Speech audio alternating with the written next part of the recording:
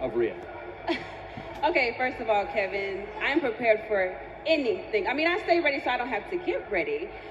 But no, I'm actually looking forward to facing Rhea Ripley at Money in the Bank. I mean, we are both at the forefront of a new generation of women in WWE. So, with all of my big moments, from the Royal Rumbles to the WrestleManias, Rhea was right there on the other side doing amazing things too. I mean, we were doing this together. We pushed each other. There was this competition. There was this mutual respect that was there, and I love that. But ever since Rhea joined the Judgment Day, I don't recognize this Rhea. I mean, she's soulless.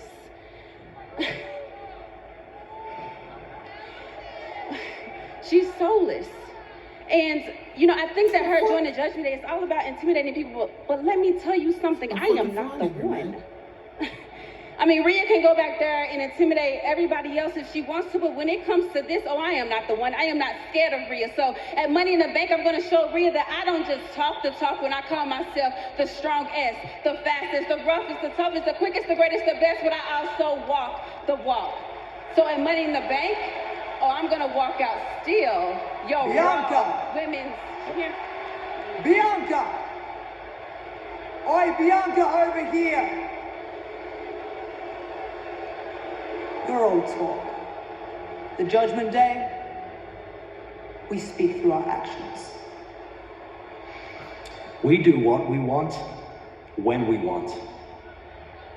We're tired of playing nice. We are tired of taking orders. That is why we knocked Edge from his pedestal and removed him from the Judgment Day. Yeah, we did. Edge had the right idea when he started the Judgment Day. It was meant as a movement for those who are tired of living their lives for others. But his actions contradicted his own mission statement. He painted himself as our leader and then would tell us to not do as you're told. He sealed his own fate. And now the Judgment Day are all equals. That brings me back to you, Bianca. You care about what everybody thinks, even these half-witted nobodies here in Kansas. Just holding you back. Maybe if you stop caring about the WWE Universe, you'd actually stand a chance of retaining the Raw Women's Championship at Money in the Bank. You call yourself the EST, but it just sounds like you're trying to convince yourself of that. I don't tell people I'm intimidating, I just am. Last week, in a fatal four-way match, I had my teeth knocked loose, and you know what? I loved it. In that match, I took what I wanted. Now, I'm first in line for the Raw Women's Championship. Bianca, at Money in the Bank, the greatest thing you will be is your downfall.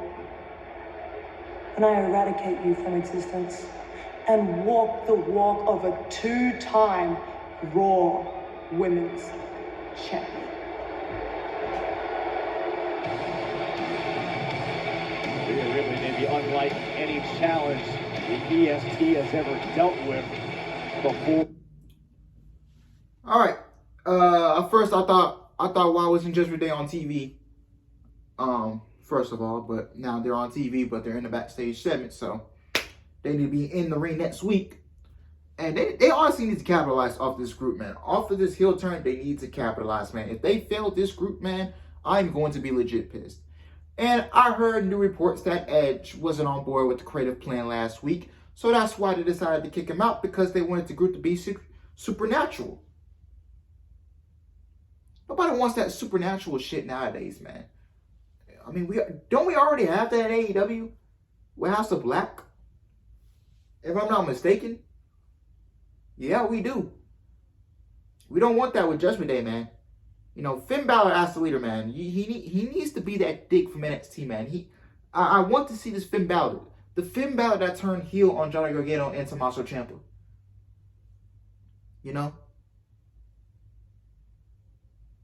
Damian Priest. He needs to be... he needs to be that killer, man.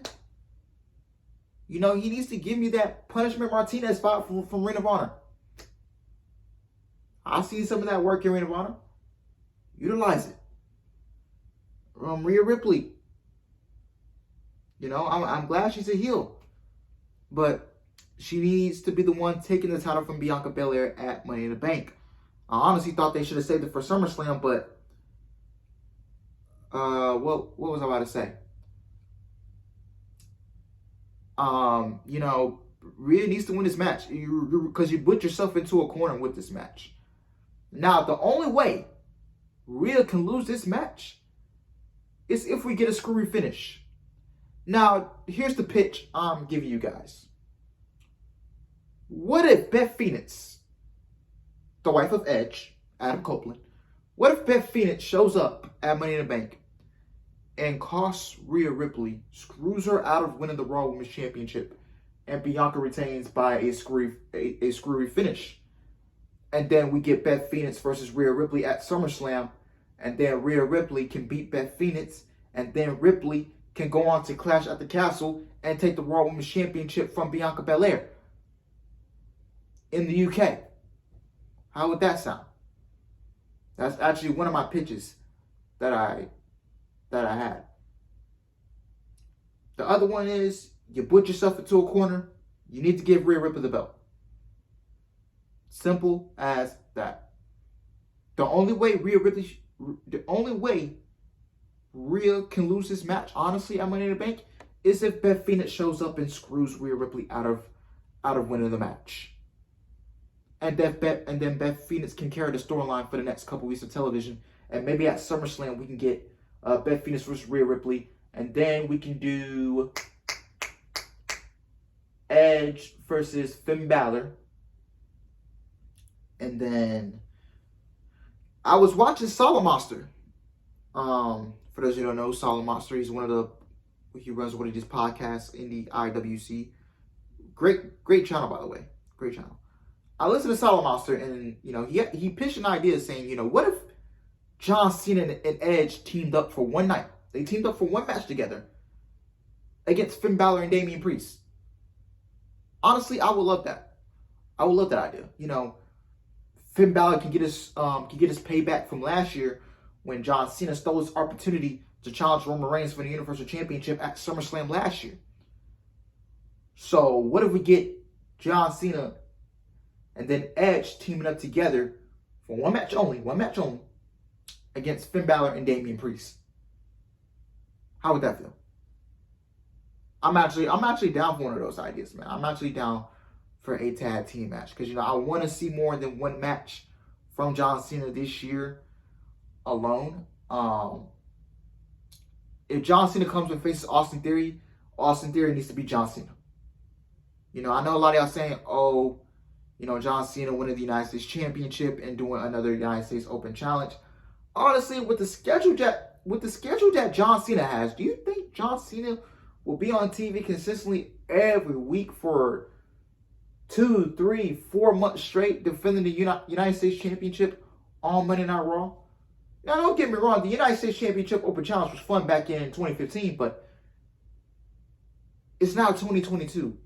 Do you think he'll be on TV consistently for 3 to 4 months defending the United States Championship with the schedule that he has right now? No, I don't think so. So maybe we could do John Cena versus Austin Theory at SummerSlam, and Theory can put over Cena. No, Cena could put over Theory. Excuse me. Theory retains the United States title. And then we go to Clash at the Castle, and we can do John Cena and Edge versus Finn Balor and Damian Priest at Clash at the Castle. And honestly, I'm down for it. So yeah, man.